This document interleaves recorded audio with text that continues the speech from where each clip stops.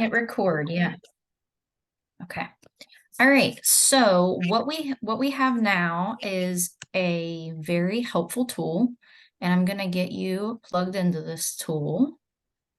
And it also is in the chat if you've not yet seen it. So last meeting, we had a newsletter like this, but it was just for our induction meeting. We now are into October, and the very first one right here, I'm going to walk you through this. There's a table of contents on the left side, but this is where you have Join Educators Rising button. And when you go into this, it takes you straight to the educatorrising.org join page.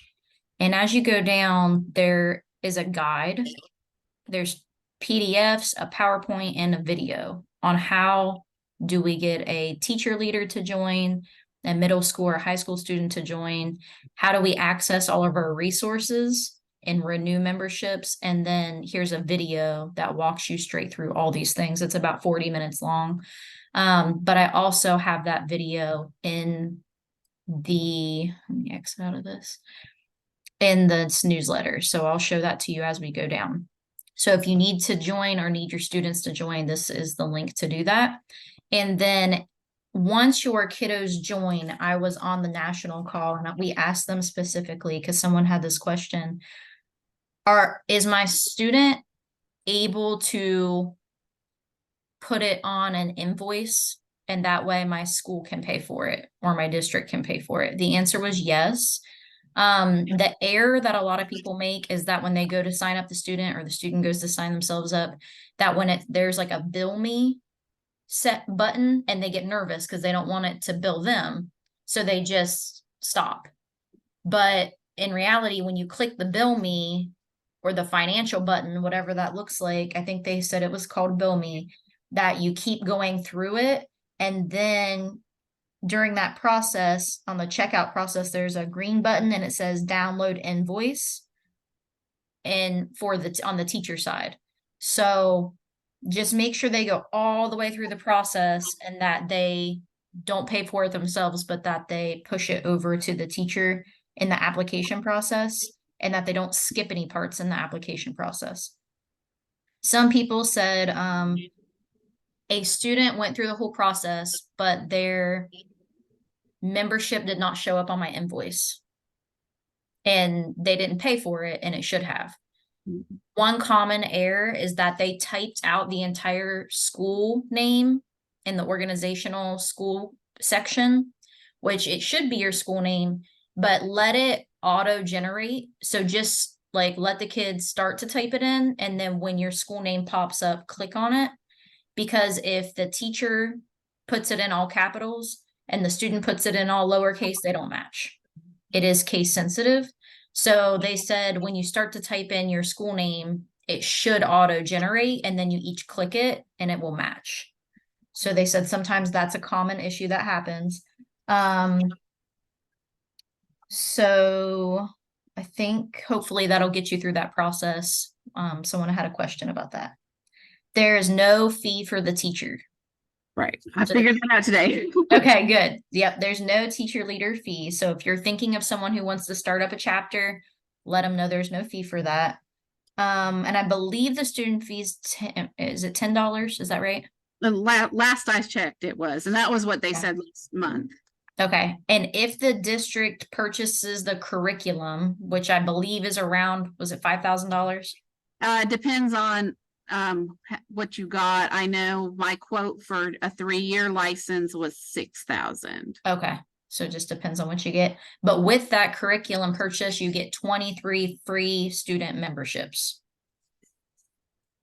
And there's a code that comes with the curriculum. That's what they put in when they go to sign up. Okay. So let's go down. Do you have any questions yet? Now and I know you might get to this later on, but we had talked about last month that with the conference that we were talking about doing, they would roll the registration in with that. Was that the registration for the conference or was that the membership? We're not going to charge anything for the conference on the state level. Okay. So it's the membership is still on us. The membership is still on you. Okay. And if someone wants to attend nationals conference, the students have to be, all memberships have to be paid for and legitimized by February 15th. Okay. If they want to attend national, there was November 1st was a date, so make sure you check in on the PDK Ed Rising site to the nationals conference section and make sure that you get all the information that we need there. And if I need to push it out, I can. Let's see. And nationals will be in Washington, D.C. this year. We are still finalizing the state conference details, but we still plan on having it. It is in March, and we believe it's going to be in Charleston. And there will be no cost to you all for the conference, but internally, you all might have cost for transportation, and it's going to be just a 1 day. Okay. So you wouldn't have to spend the night. Is the goal so that you all would be able to drive there, have the whole day, and then drive back. But if that doesn't work and you need to stay overnight or something, then that's something you would have to figure out internally this year, because we don't have the funding in place this year to get all of that settled. Okay, so on our one-day conference, so that will include registration, will it include lunch? Mhm. Or more than one meal, just lunch? Yep, it would include lunch and snacks. And then there will be sessions all day long. And then there will be a track. Now this year, I'm not sure that we're going to be able to pull off judging the competitions this year. Okay, It's coming up soon. First year we've done this on our end. Okay. So I talked to the Department of Education. Eleanor Gladney Glover said, if we can't make that happen this year, that's okay. I think having the conference is still very important. I think getting all of us together is important, and maybe walking through how are we going to do competitions next year. Let's watch videos on competitions with examples, and what do we think we want this to look like in the future, and let's brainstorm that. But make sure that, just because it's overwhelming this year and it's all coming up fast, that we don't not do it. We still think it's important to get us together and have opportunities to learn okay, from each other. all right, so, and this is just me. Mhm. What I'm planning on doing is I'm doing it with my early childhood twos. I'm just paying that out of my budget. Okay. But then I'm gonna invite my early childhood ones to join as well, if they Okay. want to, but I'm gonna let them cover their own. Okay. And then I've got some work-based learning kids who I might see if they want to join in. But I'm just doing it in class. I'm not doing it as a club because I just can't add one more club. Yep. No, I get it. So, I know for sure that there's the read alouds and there's lesson planning. Is that something that would be something that we could do as part of the conference, even if we don't do any of the other competitions? Or Yeah, I think let's talk through it. Right now I'm getting the venue confirmed and who's all coming as far as what, because it's a collaborative conference. So it's going to be Ed Rising, the aspiring educators, a part of Ed Rising in the student SCA, as well as early career educators in the field. So we want to make sure we have a track for all three. And I want to follow up with all the teacher leaders on what do you want to see in your track. Gotcha. So Rising would be one track and the others would be, okay. Yep. And then we would come together for lunch. We would have a keynote speaker. We would come together for a panelist, where we can ask folks questions that are new to their career. And then hopefully that would be helpful and beneficial to all groups. Okay. Okay. And then there's also going to be hopefully an opportunity where ACLU comes in the mix for a session and they present on the freedom to read and all of the advocacy that goes along with that. Because there are some local school districts that are excited for their students to advocate. So we're going to provide that information. Then let's see. I kind of jumped down because you jumped down to competitions and contests. Yeah, I'm sorry. No, that's okay. So I'm not going to go into all these in detail because that would take a long time. But I want you to know in your newsletter at the bottom, there's a section here for student resources. And this is a video tutorial from Ed Rising that talks about competition overview in great detail. So any questions initially that you have about that, hopefully we can get answered through the tutorial that they broke down for us. And then the competitions and contests site is linked. Go in here. So national competitions and overview, all of the expectations. Now they changed it this year, so students can only participate in one competition. Because if you see on here, there's individual or dual. Hmm. They're not allowed to do one of each. They're not allowed to do an individual and a dual at nationals. Gotcha. But if you guys wanted to embark on that in your classroom space and say, hey, these are an opportunity for individual projects, but let's do a competition nationally, what one would you like to pick? That doesn't limit you from still having those resources and those opportunities in your space in your chapter. But as far as nationals goes, they're only going to accept one competition from each student this year. There's leadership opportunities. And so they have national ambassadors each year. They just picked these for this year. So this would be if they're interested in next year being an ambassador, what does that look like? And they try to pick one from each state. So your chances of getting picked are pretty high because I don't think they've had anybody from South Carolina in a while. So if there's somebody who's like killing it in the application process and they're from South Carolina, it's a good chance that they might get picked next year because they haven't had anybody in a while. There are scholarship opportunities for the kids through Educators Rising.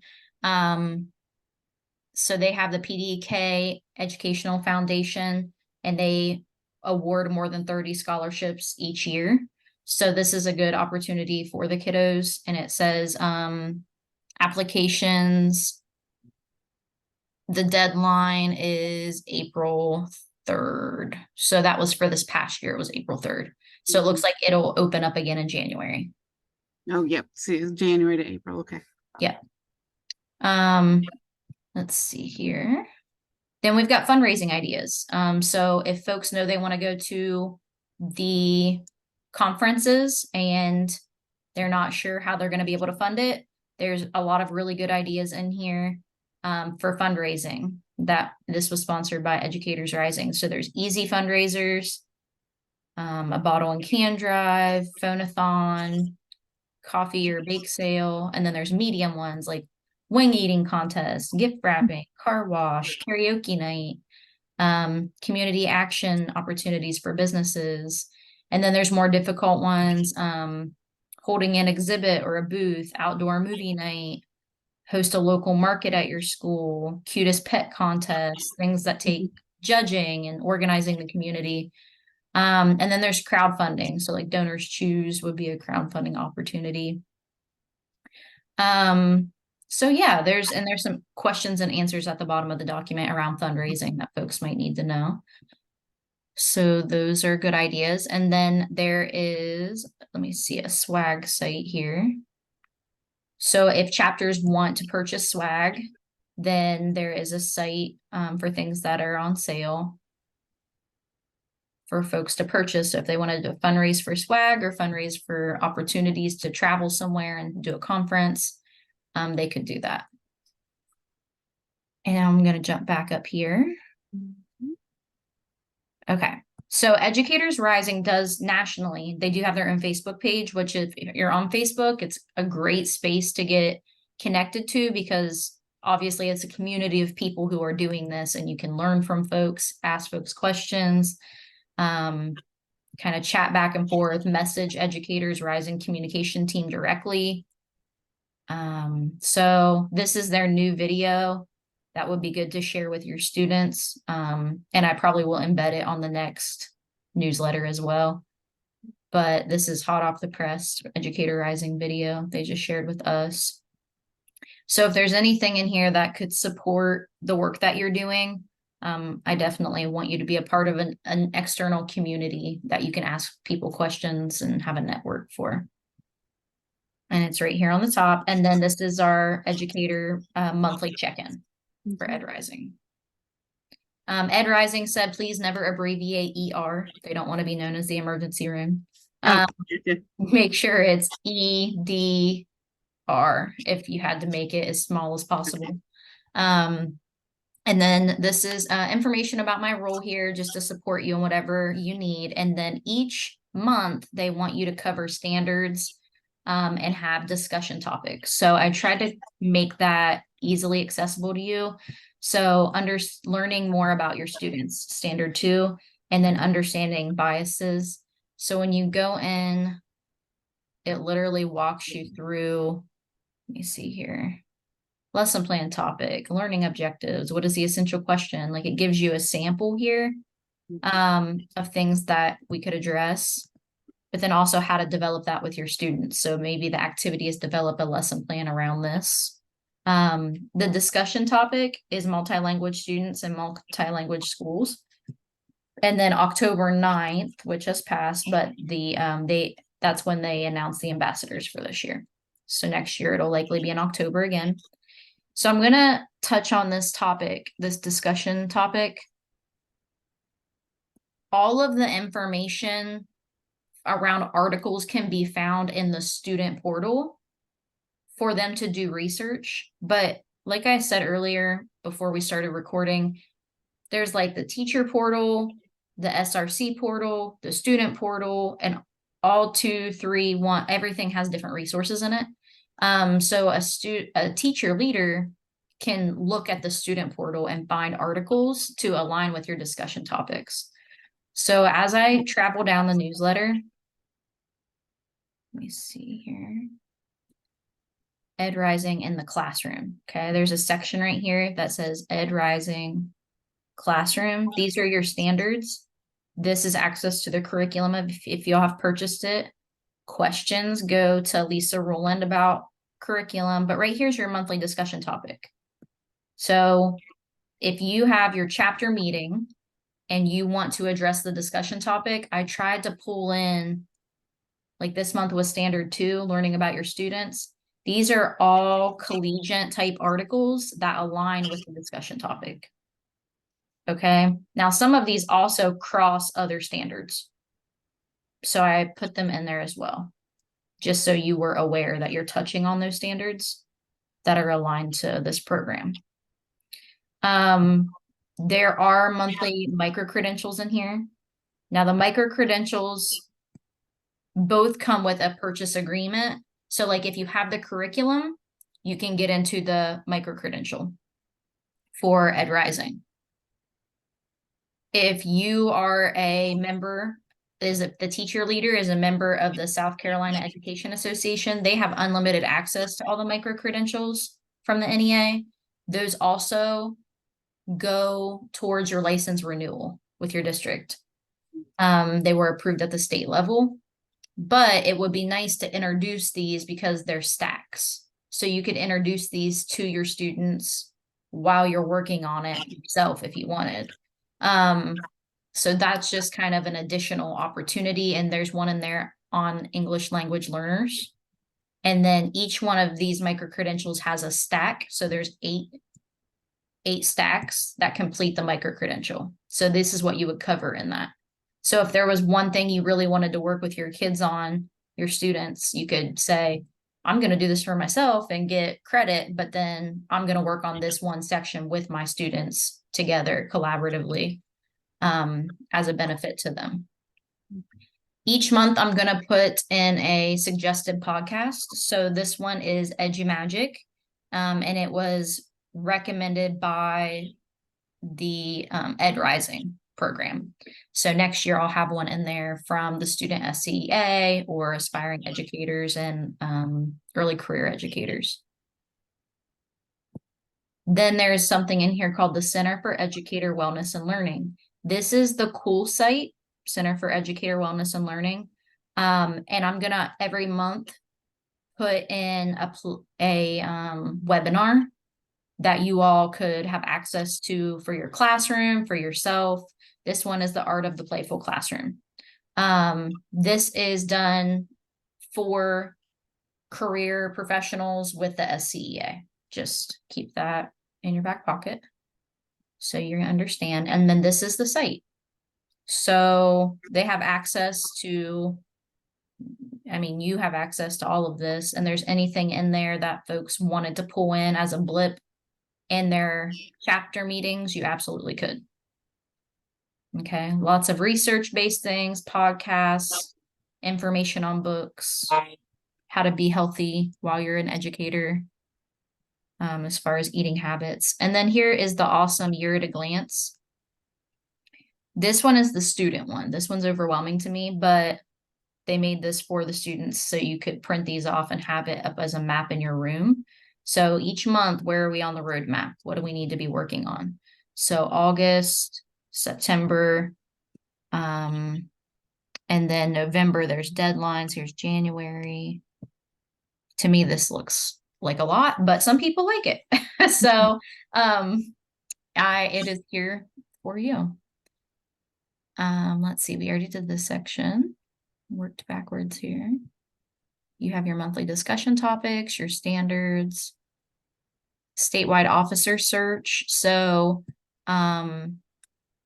due by November 21st, if you have anybody in a chapter that is eligible per these guidelines right here in the bullets, they can run to be a statewide officer. And I'm probably going to take these out of here. Don't ignore these. I'm going to delete these parts. If they want to run, it doesn't matter what their GPA is. If they want to run and they are in the chapter, let them run. And if they're interested, have them complete the application that's below. Okay. And just let me know that they've completed it. And we've got folks, because we want to recognize them in March as the statewide officer team. Gotcha. Okay. So this is what I really liked. I showed you the student one. That is not going to do it for me and my brain, but so these are the dates to know by topic, monthly activity guide, each month what you could focus on, and it's more linear. So how to start a chapter. What do I do if I've never done it before? This will take you straight to the PDF of how to get started. And all these are linked. How to get help, how to setting up your chapter, what does that look like, step by step, join as a new member, stay connected, how do I pull my school list? I mean, anything that you want to know, it's all mapped out here. Okay, if you want what I created for my background on my screen, they have it available also, I think, in the teacher section, or you could screenshot this, save it, and make it your background if you wanted it. Okay, now that's how to start a chapter, dates to know. This is what I would want in my teacher brain. Okay, so then you can just look at, okay, October ambassadors were announced. What do I need to look forward to? What do I need to make sure we get done for November? And then there's no hard dates until January when scholarships open. So this makes my brain happy. Right. I can manage this. Lines, color coded. Yes, that's friendly to me. Those are dates to know. These are dates to know by topic. So it's restructured. So membership, what do you need to know? For ambassadors, what do we need to know? For the conference, what do we need to know?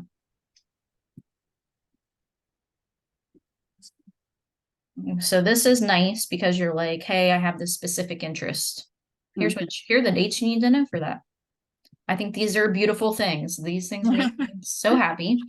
And then the last one on here, let me see, is the monthly activity guide.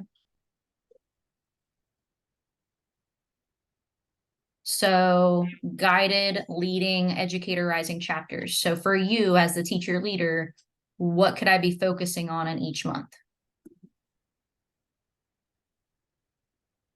So read the fundraising document, use one of the October guided discussions. So it gives you like 4 or 5 things each month that you can be working on as a chapter leader to keep your chapter on track, which is super. It's basically just saying, here's exactly what you should do. Here's what you should focus on. So it's not so overwhelming, month by month, like, and then you can look at a month ahead and say, Right. am I ready for next month? So this section would be my best friend if I was you. Okay. And there are chapter resources, tips for teacher leaders, activities and resources, which I think is where I found some of the stuff I pulled in. Yeah. So to me, this is very overwhelming. So I just tried to make it all a little more streamlined with table of contents on the left. Gotcha. Okay. Feel free to, if you're like working with your kids in this capacity, because it sounds like you're going to be personally doing it, not as a club, but in your classroom, somebody else might be doing it as a club. Feel free to pull this up each month Okay. and just use it as your guide on the smartboard. If you want, and if there's anything else that would be helpful for me to add to it, I would be happy to do that. And I already have the next 2 months kind of drafted. I need to go in and make corrections, and then I can add anything you guys want to add. I would So say, you know, if it's an October newsletter, then I probably need it September 30th. yeah, Does that make sense? yep, And, you know, if it's in the chat, that doesn't give me necessarily access to it to my email, whereas I Okay. would need it in my email. okay, Because, you know, like when you try to join the meeting and it's in the chat, you can't join the meeting when the meeting's not running. yeah. Yeah, And at least I it don't is in think the, it is. it's in the details of the email, not necessarily just in the chat. But I hear what you're saying, and I will definitely email it out. Because like I've got the email to where I clicked the link to get into the Zoom meeting today open and it's not, oh, they're seeing meeting details. There it is. Well, there's the That's Zoom okay though. meeting. I hear what you're saying. So send the email at the end of each month. Yeah, it's not showing that link in my details, Okay, what I'm seeing. gotcha. So I will do that. I think in order to make sure that it's, again, it puts it in my brain if it comes in the last week of September to do it during October and, you know, just, oh yeah. Yeah. Remind me. And, you know, once I get everybody joined and we get excited about it, it might be different as far as keeping up with it versus right now it's still just kind of over here and not Mhm. here. Yeah. Yeah. And I don't, it doesn't have on there anywhere, but March is going to be the statewide conference. Okay, yeah. And I will get all those details together and get a registration link out to you as soon as I possibly can. So in my case, the only thing I would need